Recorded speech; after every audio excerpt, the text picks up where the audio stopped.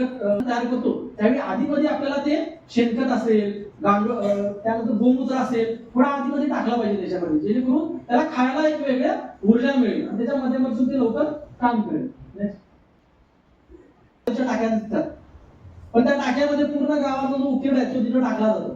बऱ्याच ठिकाणी त्या टाक्यामध्ये लोक उकिरडा टाकतात आणि ते पेटून देतात. म्हणजे प्लास्टिक असं काही असेल, म्हणजे लोकांना असं वाटतं की ते गावाची डस्टबिन आहे.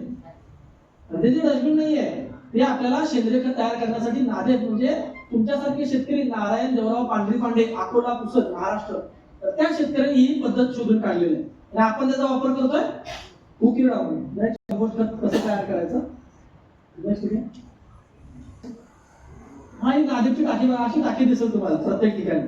तर आपण काय करतो, टाकीमध्ये तो कचरा टाकण्यासाठी वापर करतो. तर तसं नाही करायचं. जर तुम्ही चांगला वापर केला तर तुम्हाला जर 15 दिवसानंतर काढून ते खत यायला सुरू होईल. हा शेतकऱ्याचा मित्र आहे, त्याला वेगवेगळ्या नावाने आपण ओळखतो.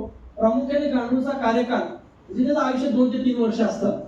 3 अवस्था असतात गांडुळांच्या, एक अंडी, त्याच्यानंतर बाल्यावस्था आणि प्रौढावस्था.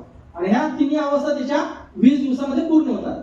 आणि एक गांडूळ म्हणजे त्याच्यामध्ये नर मादी असं काही नसतं, नर आणि मादी दोन्ही त्याच्यामध्येच असतात. गांडूळ जर पाहिला तर 6 सेंटीमीटर ते 60 सेंटीमीटर एवढा लांब असतो. आणि त्याच्यामध्ये प्रामुख्याने इस्थिनिया फोइटेडा नावाची जी जात आहे ती जर वापरली तर तुम्हाला 1 ते 1.5 महिन्याच्या आतमध्ये गांडूळ खत तयार होईल.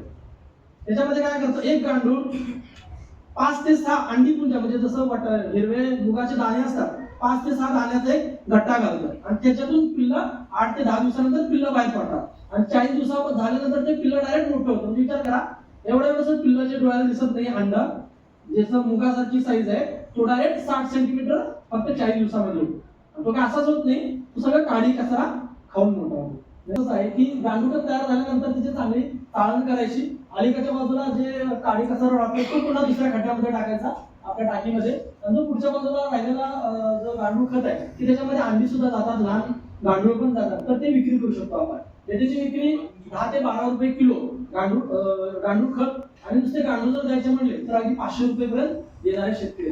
तर आमचे कृषी विज्ञान केंद्र बोरसे एक शेतकरी आहे की ज्यांनी खूप चांगल्या पद्धतीचा प्रकल्प सुरू केलेला आहे. वेगवेगळ्या योजनेच्या माध्यमातून त्याचा फक्त अर्थसहाय्याचा लाभ न घेता तिने तो प्रकल्प अजून जिवंत ठेवलेला आहे. फोटो आहे याच्यामध्ये. आता उभारणी खर्च फक्त 30-35 हजार रुपये आला होता आणि वर्षाला 60-70 हजार त्या ठिकाणी आपल्याला गांडूळ खत चांगल्या प्रतीचं मिळतं. एक दुसरा अर्धवट आणि तिसरा परिपूर्ण झालेली टाकी. आपल्या टाकी म्हणजे जर तुमच्याकडे बॅग असतील